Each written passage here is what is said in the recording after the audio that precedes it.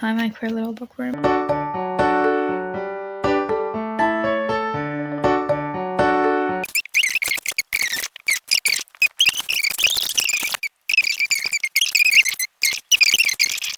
really want to read. I want to try and read, and maybe that will motivate me to do more things, but I started reading Little Women, and I actually wanted to do a video on it, but now I decided I'm going to give up because reading a classic right now is probably not doing me any better.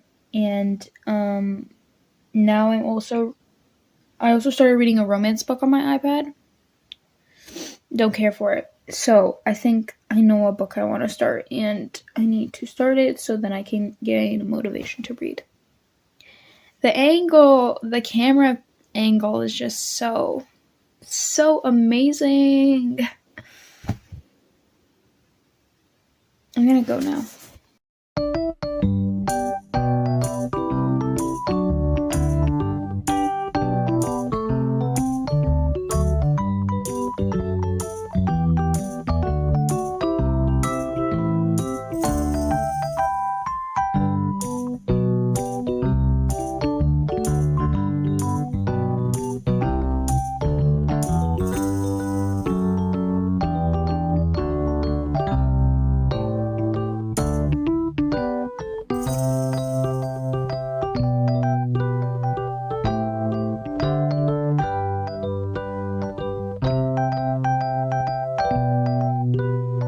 I fear on this YouTube channel you're never gonna see me with my hair looking ever normal again.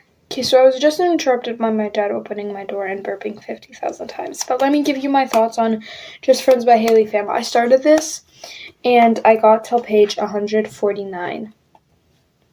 I'm almost halfway through. I originally going into this had very low expectations because number one, I heard a lot of people say negative reviews about Heyy fam's writing, that she uses big words, just like sound smart or whatever, which I do see from because I went into the book with that knowledge. I feel like I knew what I was getting myself into. Additionally, I'm not a big summer romance reader anymore. A lot of them, to me, follow the same exact format, the same exact type of character, the same exact character arc. You know what I mean? It feels like the same story, copy-paste, you just tweak a few things. I was pleasantly surprised by this, actually. I'm really enjoying Heyy fam's writing. I think because sometimes going into a book with a certain mindset will automatically impact your book, which is your enjoyment of the book. So this follows Blair and Declan. They have been childhood best friends, and then something in their lives led them to be more than just friends. She said the title of the book. Anyway, an incident happened, though, back then that led them to not talking for years. Now, Blair is older. She moves back. She visits Seabrook, California again because her aunt is sick. Her great aunt is sick. And she sees Declan, which resurfaces a bunch of new feelings. It's a dual timeline book. I kept comparing this book to Love in Other Words, Every Summer After, and every other summer dual timeline childhood best friends book. And I kept thinking that this one was the most original I've read so far. And I was really enjoying it because I know Heyy fam's half Vietnamese, I'm pretty sure, and in this book the character is also half Asian, and she touches on the subject of how it feels like to have immigrant family members, because I know her great aunt is an immigrant, and how it feels to have that and the expectations that come with it and the pressure you put on yourself. And there's so many around that I found so fascinating because I'm also the child of an immigrant. So that's why it felt more original, and it felt really relatable to me. That's why I was enjoying this book so much.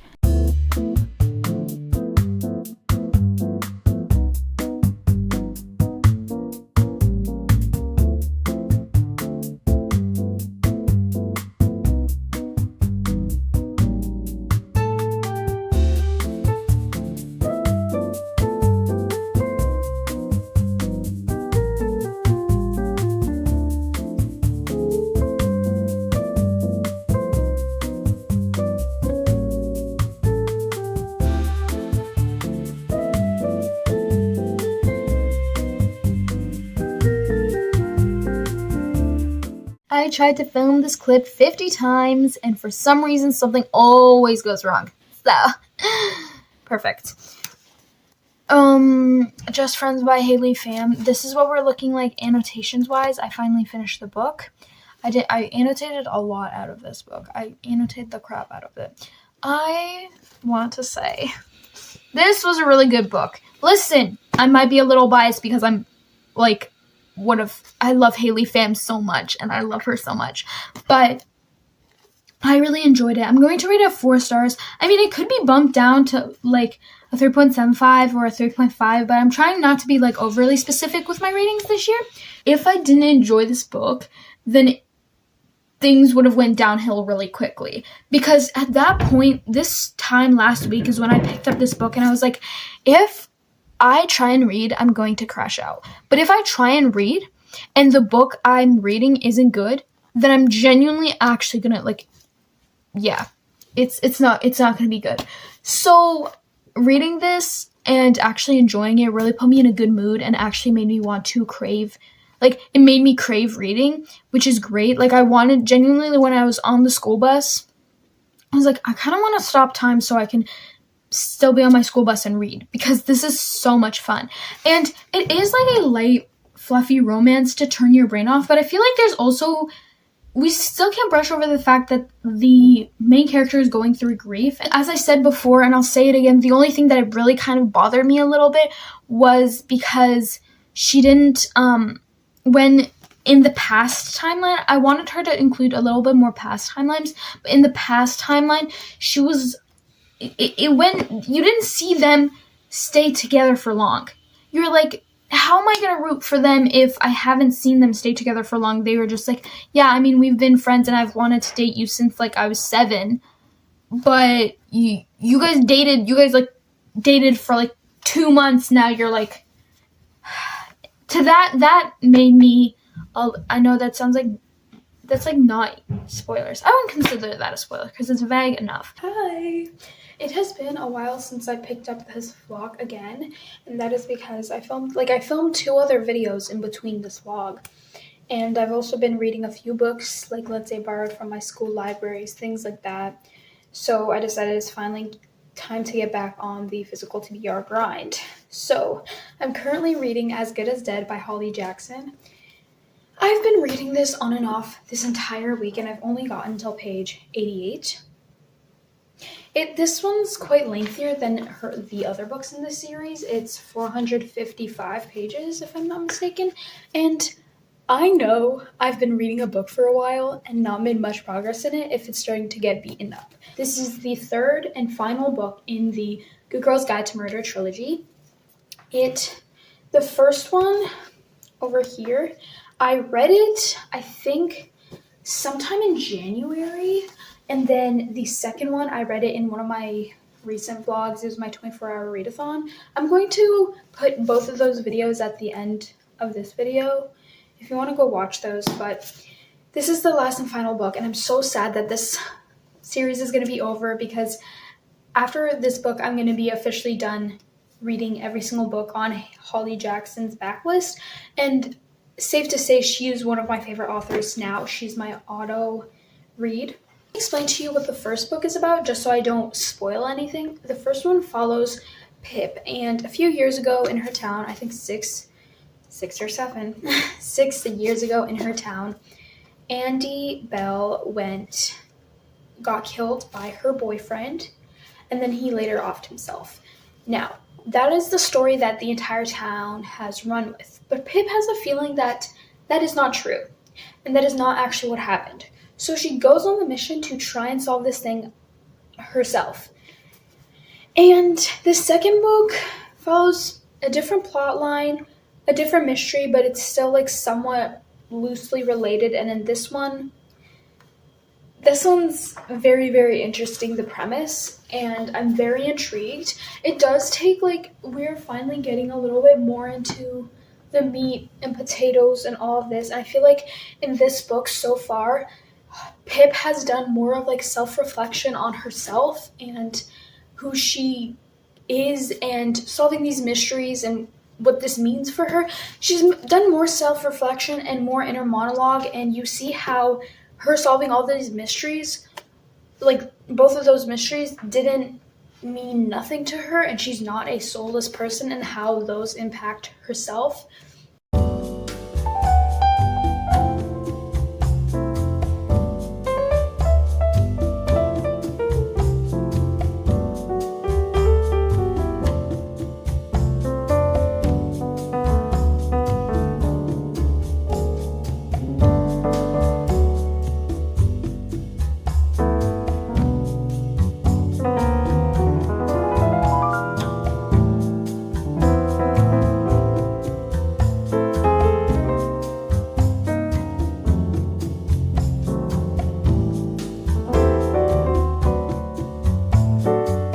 I feel like I look like a hockey boy from middle school, and this is truly traumatizing.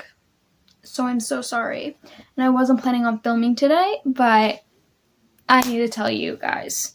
I finished As Good as Dead by Holly Jackson. I'm going to rate it 4 stars because every single book in this trilogy is special in one way or another. This had a perfect thing that tied up all the mysteries that went out through the entire series, and which there's only 2 other books besides this one because it's a trilogy. But I love how it tied it all up, and it was a great book in terms of that. It's 455 pages, but truly the pages fly by just like any other Holly Jackson book, especially in the series.